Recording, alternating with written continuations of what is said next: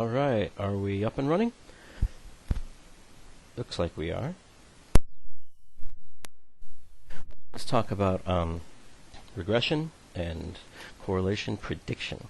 Actually, this is wrong. We're not going to talk about inference so much. We're just going to talk about prediction. Okay, that's better. Anyway, talking about prediction, this is just using the model we built, but we don't always do this. There are 4 questions that are often asked with regression and correlation. The first one, almost always, what's the best model for describing the relationship in our sample? And sometimes we just look at a correlation coefficient. Sometimes we don't calculate the entire regression equation. Sometimes we just need the correlation. After that, we usually ask how good is the model. Now, the correlation coefficient itself answers that question to a large degree, and it tells us how well our model fits the data. We use the correlation coefficient, we use R squared, we look at the residuals if we're going to do an entire model fit there with the whole line and everything. So this lecture deals with the question, how can we use the model to do some prediction? And we don't always do this. But let's talk about how to do it in case you want to. It's actually not that hard. You've done this in algebra class. The only thing that's missing now is to learn how to kind of map that easy prediction business onto what we're doing in statistics, just using it with real data. So you just plug in some x values that aren't there in your data actually. Otherwise, why would you need it? I mean, if the x values are there, then you already have a predicted y. So then you look at what y values come out, and those are predicted y values. Those aren't real y values. That's just our best prediction. That's like saying on average, if a person had this x value, we would predict that their value for whatever the y variable is would be such and such. So here's an example from the support data, predicting college GPA from combined SAT scores. Now, not everybody took the SAT. It turns out only about 125 people have valid data for the SAT out of 400 some odd. So most people reported SAT. So let's look at, reported ACT. So let's look at the people who reported SAT scores. So this is the regression line and scatter plot of the combined reading and math scores. So combining the 200 to 800 possible in reading with the 200 to 800 possible in math, and you get a total combination, a total sum score of between 400 and 1600 possible. And looking at that relationship with GPA. So it's not the strongest relationship in the world. Here's the equation. Predicted GPA equals 2.59 plus 0.0006 times SAT. This number, 0.0006, has to be very small because, let's see, has to be very small. What happened there? Okay, hello. This is really kind of weird. I see my pointer, but it's drawing on the other side of the screen. Alright, let's just pretend those squiggles aren't there. It has to be very small because these numbers down here, these SAT numbers, are huge. So you have to multiply them by a very small fraction to make them small enough to be a GPA. Otherwise, that wouldn't work. So let's say right here, we wanted to predict what kind of a GPA would a person have if they had a totally perfect score on the SAT. Pretty unlikely, very few people get that, but what if? Just for exploring the lows and the highs of things. So if a person has a perfect score, 1600 on the SAT, the predicted value is going to be wherever that vertical line touches the regression line. The height right there. So graphically, that's what we do. But mathematically, you just plug in, instead of saying, abstract some SAT score, you plug in the actual SAT score you want to predict. So just plug in 1600 to that and do the math. And you find 3.5. So 3.5 is what we would predict. It actually turned out kind of neat. I didn't plan that. So if a person got a 1600, we would predict that their score would be 3.5, or their GPA would be 3.5.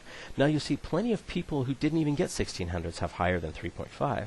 So that 3.5 is saying, on average, if a lot of people, coming from the same population, if a lot of people had a 1600, our best prediction is that the average that they would get would be a 3.5 GPA.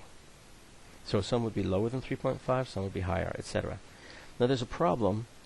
The problem in extrapolation is just the fact that nobody has that value in your sample. So you're not exactly sure that the model's going to hold.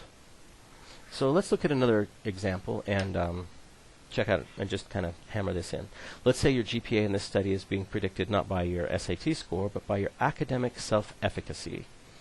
So the college academic self-efficacy scale has 33 Likert scale items. They ask, self-efficacy is how much you think you're capable of doing something. So college academic self-efficacy is a bunch of questions about how confident you are in your ability to succeed in your classes, to talk to professors, to make friends on campus, things like that, to pass tests, write papers. How well do you think or how confident you are in your ability to succeed in college in general? All these Likert scale items are 5-point, so strongly disagree, disagree, neutral, agree, strongly agree, and they're scored 1 through 5. And the way the scale is scored is everybody gives an answer to all 33 questions, and then you add up each person's answers. You turn the strongly disagrees into 1, the strongly agrees into 5, etc. And you add up all the values, so the person has a sum. It's a little abstract, hard to make sense of. But we can tell what the minimum would be. It would be 33, because if a person answered 1 to all 33 questions, then when you added up all those 1s, it would be 33. And if a person answered 5, like strongly agree to all those questions, they would have a 165, because 5 times 33 is 165. So we can put the range here on the graph, from 30 down at the bottom, 33, all the way up to 160. So this is the relationship. The correlation is not terribly strong, 0.33, but that's about what we expect for educational and behavioral variables that are these kind of aggregate high-level variables. I'm not measuring, the milliseconds of reaction time to a bright light in a room, which would give us a much more pure variable. I'm measuring a variable that's the result of probably hundreds or thousands of different influences on a person's behavior. Self-efficacy. And GPA, boy, what all goes into a GPA? Bazillions of things. So 0.33, that's realistically a reasonably good correlation to find. This is interesting to us because there's not a lot that's going to correlate that well with these very noisy variables that we have. So the predicted GPA is 2.1-ish plus 0.008-ish times the cases score. That's our regression line. So what if a person got the absolute minimum score? If this person had no confidence in their ability to succeed in college, then what would be our best prediction for what their GPA would be? Well, it's right there on the line. But let's work it out. What if the cases score was 33? So we multiply that out. I carried things out to a few extra decimal places to make sure we were accurate here. So we would say 2.36, a 2.3, 2.4 GPA. But seriously, you really have to think. If a person honestly said to every one of those 33 questions that they had almost no confidence in their ability to do these things, like to succeed in school, like to write a paper, like to study hard, like to make friends, would they even be in college? This is the problem with extrapolation. When you're going beyond the data that are that you have there in your sample, it's very difficult to tell whether the relationships are going to hold. And I think it's pretty reasonable to think that there's almost nobody in college who would honestly give you really, really low answers there. Otherwise, if they really had no belief in their ability to succeed, they probably would not be in college.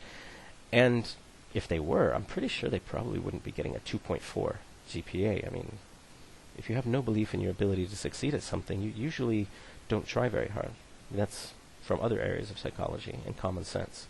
So the dangers of extrapolation are that you could apply a model, and then unbeknownst to you, outside your data, your model could change. The influences affecting your results could change, but your model doesn't recognize that. So this is an XKCD comment, pretty funny. His health is increasing and increasing over time until he realized he can cook bacon whenever he wants.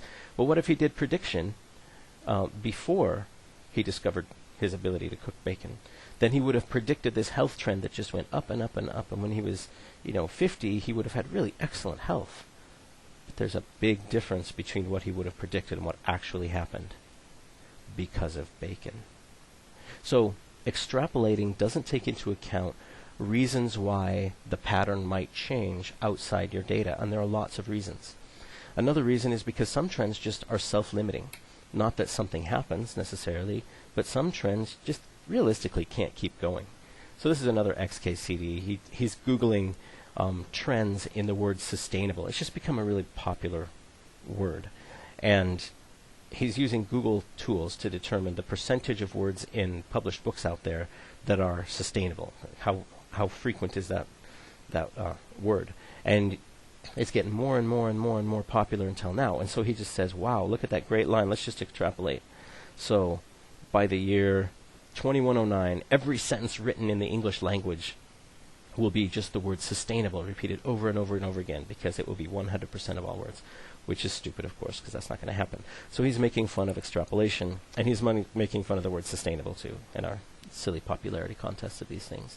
So there's always these things where people will say, like, if everybody sold Amway, this multi-level marketing company, then within X number of years, the entire planet would be nothing but Amway representatives.